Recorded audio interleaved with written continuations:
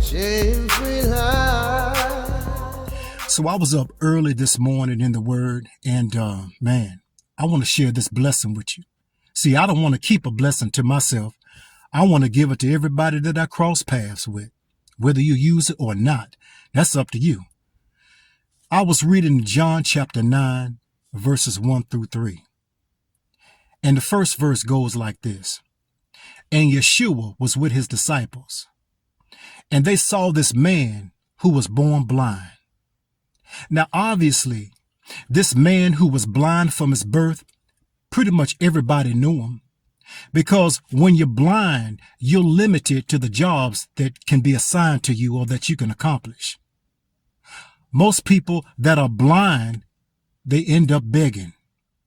So he was known throughout the community, throughout the city or the town, of not just being blind, but begging. Verse 2, and his disciples asked him, Rabbi, let me ask you a question.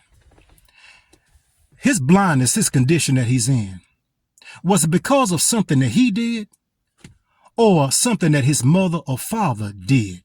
And he's reaping the dividends from what they did.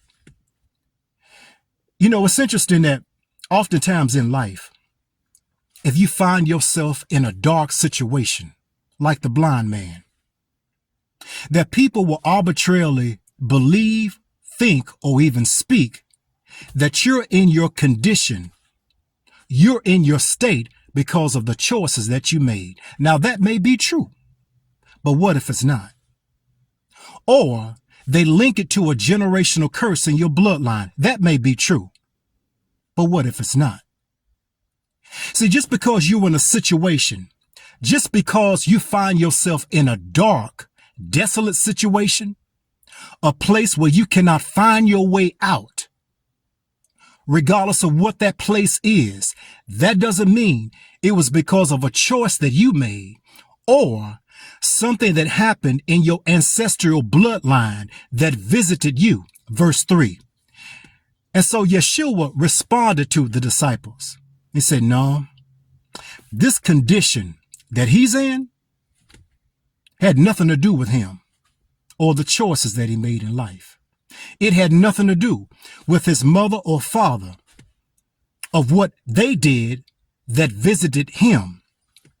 But he's in this condition that the glory of my Father Yahweh will be manifested not on him, around him, through him, or to him, but that the glory of my Father will be made manifest in him.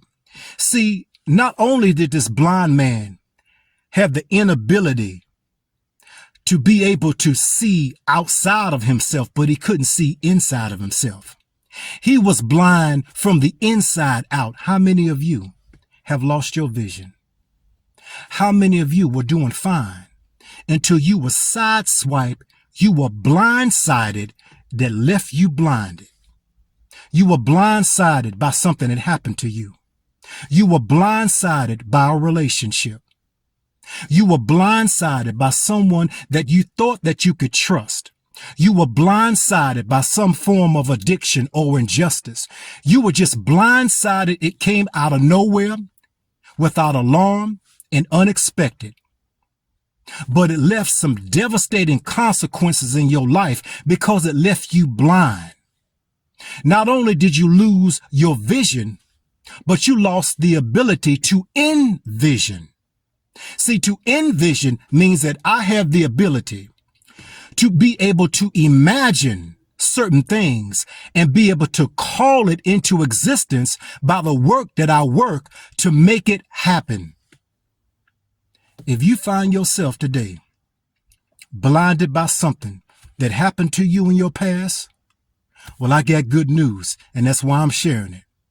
See, the Messiah says that he comes to restore or to give us light in the midst of darkness. So wherever you are right now, it may be so dark that you can't find your way out.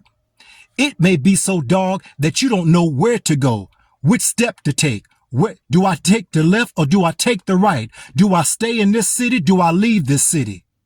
Do I stay in this relationship? Do I leave this relationship? Do I stay on my job or do I leave this job? Do I stay with this church or do I leave this church? You may be in a blind situation, but the Messiah has come to set you free and to give you light in the midst of your dark situation that's called clarity. Shame-free life.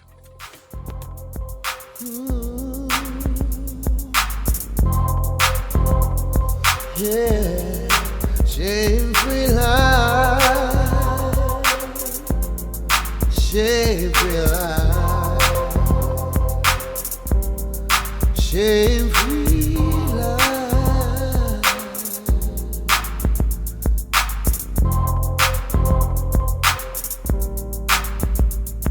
yeah.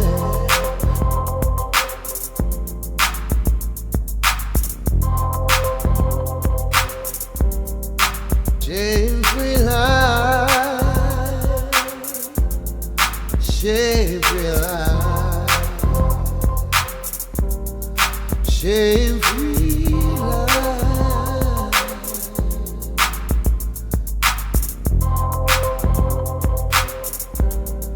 shame-free life,